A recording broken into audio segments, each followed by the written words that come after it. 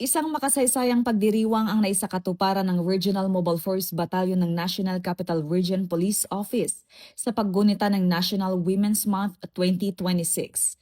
Sa buong buwan ng Marso, naging tampok ang saya, pagkakaisa at pagbibigay halaga sa kababaihan ng batalyon sa pamamagitan ng iba't ibang aktibidad na inilunsad sa pamumuno ng Force Commander nito na si Police Colonel Celso M. Rodriguez.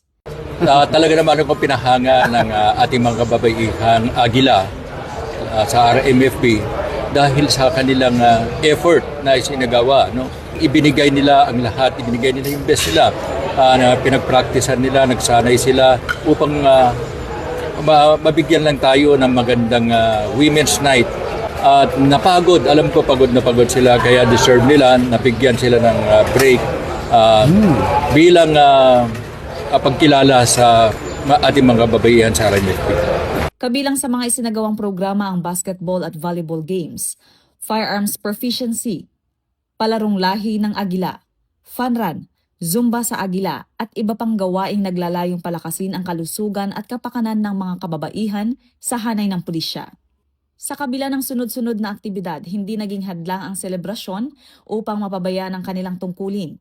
Pinatunayan ng RMFB NCRPO na kayang pagsabayin ang serbisyo at kasiyahan sa pamamagitan ng maayos na balanse sa pagitan ng duty at personal welfare. Layunin ng nasabing programa na isulong ang healthy lifestyle, palakasin ang moral, at higit sa lahat ay pagtibayin ng unity at camaraderie tungo sa isang able, active, and allied police service.